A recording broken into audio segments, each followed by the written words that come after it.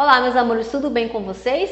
Vamos então à nossa segunda aula do nosso mais novo livro paradidático do quarto bimestre, tá? Que eu apresentei na aula passada para vocês, que foi a nossa primeira aula, a aula de exposição e apresentação do nosso novo livrinho, que é de Robinson Crusoe, tá? Na aula passada eu mostrei aqui um resuminho do que nos espera, dessa aventura que nos espera, tá? Nesse livro de Robinson Crusoe. Robinson era um jovem marinheiro inglês. Ao viajar para a África, seu navio é colhido por uma tempestade e naufraga. Toda a tripulação morre, com exceção do jovem, que se refugia numa ilha deserta do Caribe. Lá, ele se defronta com a dificuldade de uma existência primitiva. A coragem, a paciência e a habilidade de Robinson eram as qualidades que o mundo civilizado de então acreditava necessárias para subjugar a barbárie. O argumento básico de Robinson Crusoe é universalmente conhecido. Ele ficou isolado, na Ilha do Desespero, que assim titulou essa ilha, onde ele conseguiu sobreviver, onde fica na atual Venezuela, após um trágico naufrágio. O marujo inglês luta pela sobrevivência valendo de todos os escassos meios ao seu alcance. Com o tempo e os utensílios recuperados do navio, ele chega a se tornar um competente marceneiro e agricultor, além de pastor de cabras e profundo conhecedor da Bíblia, que era a única leitura possível, foi o único livro que ele conseguiu salvar nesse naufrágio. Sem contato com qualquer ser humano por mais de 2 décadas, ou seja, 20 anos sem ver ninguém, certo dia Crusoe salva um nativo do assassinato por canibais que haviam aportado numa daquelas praias da ilha e logo faz o seu criado, dando-lhe o nome de Sexta-feira. Então ele conseguiu salvar esse nativo, conseguiu salvar essa pessoa dos nativos canibais e deu o nome dessa pessoa de Sexta-feira. Alguns anos mais tarde, o acaso leva um navio inglês às proximidades da ilha, dando início a um longo conflito com a tripulação amotinada. O livro também conta com uma alentada introdução de John Richard, professor e mestre de literatura inglesa da Universidade de Columbia e reconhecido especialista na obra de Daniel Defoe. Então vamos lá iniciar então a nossa leitura do nosso novo livro paradidático do quarto bimestre. Hoje nós iremos ler então o capítulo 1, Primeiras Viagens, o 2, Robinson Escravo, o 3, A Fuga de Robinson e o 4, Robinson no Brasil. Então pega o livrinho de vocês, lembrando que ainda não conseguiu adquirir, corra para adquirir, tá? Na aula de hoje nós já vamos avançar na leitura do capítulo 4, para que vocês não fiquem perdidos. Então abram aí, nós temos aqui o sumário, como eu mostrei para vocês, são 39 capítulos, só que não se assustem, tá? São capítulos curtinhos, olha só, o primeiro capítulo, Primeiras Viagens, só temos aqui 4 páginas de leitura. Então dá pra gente ler de forma bem rápida, mas de forma progressiva, tá? Lembrando que sempre do ladinho nós temos também gravuras, como eu falei na aula passada. Numa leitura a gente vai fazendo então a nossa imagem mental do que aquele texto está retratando, Então quando nós temos um livro que tem essa leitura aqui, tem essa linguagem verbal, tem as letras, e tem também a gravura, isso vai incentivar você a pensar melhor, visualizar melhor todo aquele cenário. Então vamos lá. Capítulo 1, Primeiras Viagens. Me acompanha aqui. Nasci no ano de 1632, filho de um comerciante pacato e próspero do interior da Inglaterra e de uma mulher cuja família tinha bastante prestígio no condado de York. Meus pais tiveram 5 filhos, 2 mulheres e 3 homens, sendo eu o mais jovem dos homens. Um irmão foi para a guerra e parece que morreu. Nada mais soubemos dele. O segundo também desapareceu na vida. Claro que era em mim que meus pais depositavam suas esperanças de grandiosidade familiar. Papai e mamãe ardentemente gostariam que eu estudasse direito. Contava então 18 anos quando eles muito insistiram para que eu matriculasse numa boa escola. Mas meu espírito era irrequieto. Sonhava obsessivamente com grandes viagens e por mais lágrimas que mamãe chorasse ou conselhos que meu pai me desse, não os ouvia. No fundo da alma, esse anseio por aventuras nunca desaparecia. Certo dia, um amigo mais ou menos da minha idade perguntou-me se eu gostaria de acompanhá-lo a Londres. A viagem seria pelo mar, pois o seu pai era o comandante de um navio.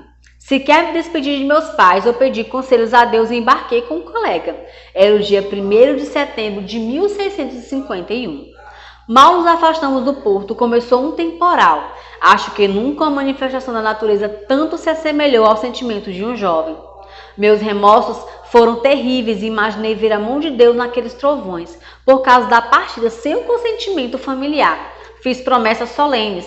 Jurei a Deus que voltaria para casa, arrumaria uma boa esposa, faria o curso de direito, tudo prometido naquela única noite de desespero. Porém, no dia seguinte, o tempo melhorou e o sol nasceu radiante. 5 dias de viagem com bonança me fizeram esquecer completamente das boas intenções. No 8º dia, porém, houve outro vendaval. Dessa vez, até o comandante exclamou: Deus meu, tenha misericórdia! Então percebi que estava realmente perdido. Fiquei aterrorizado. Eram ondas enormes. Os marinheiros corriam de lá para cá, gritando que um navio à nossa frente acabara de naufragar. Tão assustado fiquei que me refugiei na cabine e dali não saí o dia inteiro. Ao anoitecer, a tempestade continuava. Apesar de todos os esforços do comandante da tripulação, o porão contava com mais de 1 metro de água, só nos restava rezar. Quando tudo parecia perdido, porém surgiu uma galera mais leve, que conseguiria entrar no rio, empurrada pelo temporal. Foi o tempo de sermos recolhidos por ela, para vermos nosso navio devorado pelas águas. O povo de Aimorte, cidade próxima de onde desembarcamos, recolheu os náufragos. Dormi pesadamente e no dia seguinte examinei minha situação com bastante cuidado. O mar era perigoso e o mais sensato seria retornar ao lar, onde seria recebido como um filho pródigo. Mas havia uma estranha obstinação a me empurrar para a aventura. Os nossos anfitriões da cidade nos deram algum dinheiro e assim eu poderia ter retornado, preferi seguir viagem até Londres. Rapaz, você nunca mais deveria voltar a embarcar. Isso que aconteceu é bem um aviso do céu de que o seu destino não é ser marujo. Mas o Senhor enfrentou a tempestade e pretende continuar navegando, protestei. Comigo é diferente, porque essa é minha profissão.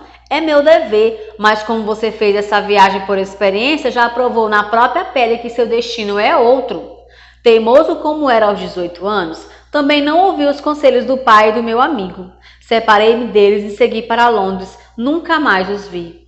Em Londres, tive a sorte de encontrar um comandante de navio que fizera bons negócios na Guiné e pretendia retornar ao país africano. Ele me propôs sociedade. Entrei em contato com os parentes e lhe expliquei a minha determinação. Mesmo sabendo o desgosto que causavam meus pais, acabaram me emprestando dinheiro e partindo no navio do comandante. Essa foi a melhor viagem que fiz. Posso mesmo dizer que fui a única em que a fortuna me ajudou, pois graças aos conselhos do comandante e sua honestidade comercial, regressei a Londres com mais de 2 quilogramas de ouro em pó que vendi por quase 300 libras esterlinas. Íamos realizar outra viagem, quando inesperadamente meu amigo comandante faleceu.